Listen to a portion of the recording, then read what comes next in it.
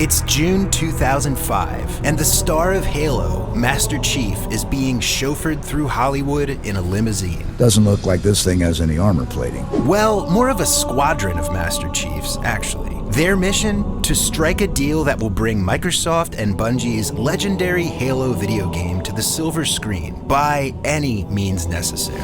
In succession, the Spartan assault of every major studio in Tinseltown commences. Universal, Fox, DreamWorks, and the like are all targets. Although, the Chiefs make a strategic decision to avoid the Sony-owned studio, Columbia. After the limousine drops them off, the Spartans force their way through security and proceed towards the executive offices, where their main objective is to hand-deliver two items: a Terms of Agreement contract and a copy of the Halo movie screenplay. In silence, the Chiefs take a seat and patiently watch and wait as the confused and somewhat nervous studio execs read through the Halo script. The catch is, the execs only have a limited amount of time to finish reading and sign the contract before Master Chief takes it back. The studios will have to decide if they want to greenlight the Halo movie on the spot or risk losing their chance to make it for good.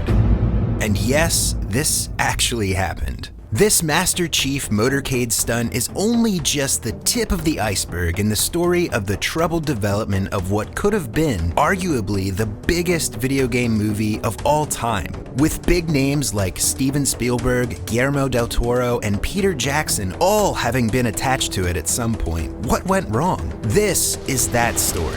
Welcome to Canceled Video Game Movies, Halo.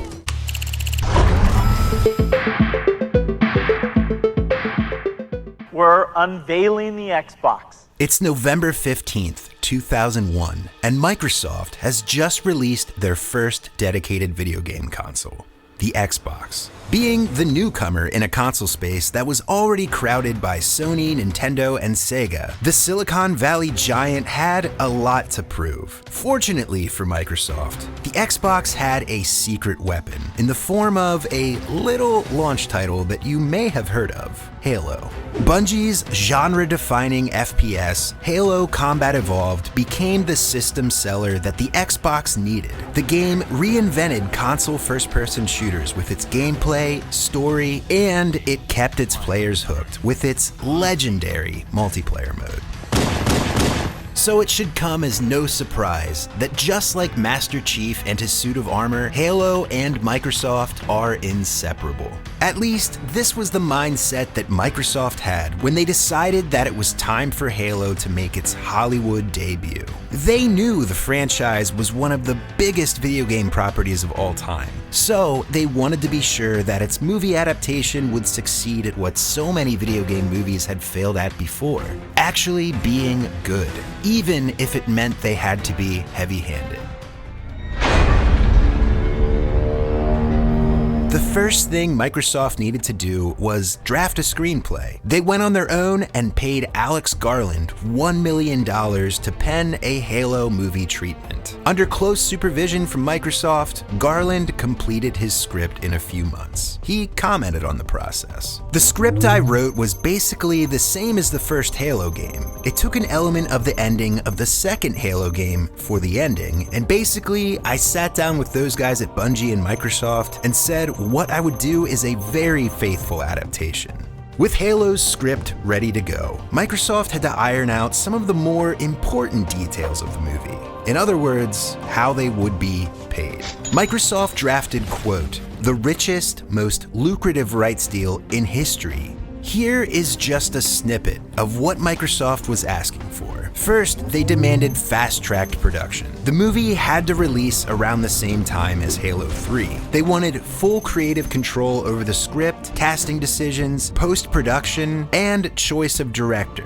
$10 million upfront for the rights, non-refundable, and an additional 15% of Halo's total box office haul. Microsoft also made it clear that they wouldn't contribute a single cent to Halo's production, aside from the $1 million that they had already paid for Garland's script. And the final cherry on top was that whoever signed Halo had to pay for 60 first-class plane tickets for Microsoft's executives to attend the movie premiere. To help put this in perspective, not even Harry Potter was as expensive as Halo.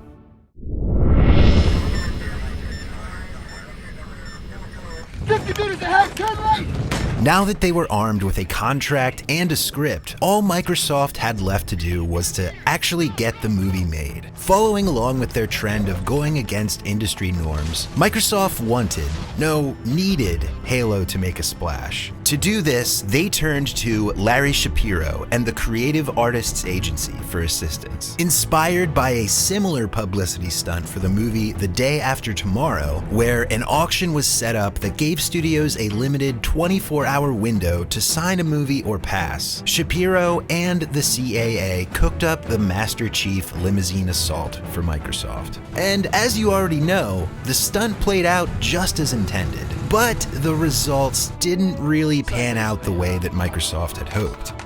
Oh, f***. I can't believe you've done this. On the bright side, Halo was the talk of the town, at least for a few hours. However, since Microsoft's approach skipped negotiations and treated the movie-making process more like a Windows Terms of Service agreement, many studio heads told Master Chief no and had him escorted off their property, except for two, Universal Studios and 20th Century Fox. The two rival studios did something that Microsoft never saw coming.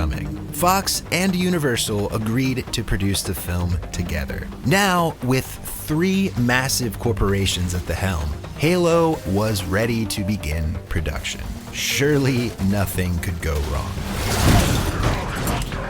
The first order of business was to find out who was going to direct this multi-million-dollar sci-fi blockbuster. And Microsoft wouldn't settle for just anyone. They wanted an A-list big-name director for the job. Hellboy director and Hideo Kojima collaborator Guillermo del Toro was the first person approached. Initially, he took the job, saying, "Halo is very much an interesting project because it's so full of monsters. It's a big temptation. I'm in talks with them." These talks didn't last long, since Del Toro was only involved for a brief time. He eventually dropped out of Halo to work on Hellboy 2. Next up on Microsoft's list of big-name directors was everyone's favorite Tolkien New Zealander, Peter Jackson. Jackson had just wrapped filming on King Kong, and he was an excellent choice for Halo. I've been a big fan of Halo ever since the game came out. The only problem, Jackson was expensive. Even with the two studios splitting the cost of Microsoft's pricey licensing terms, they couldn't afford Jackson and still be able to safely turn a profit. So instead of directing, Peter Jackson signed on as a producer. Along with his producer role, he came with a recommendation for director, a relatively unknown up-and-coming filmmaker named Neill Blomkamp.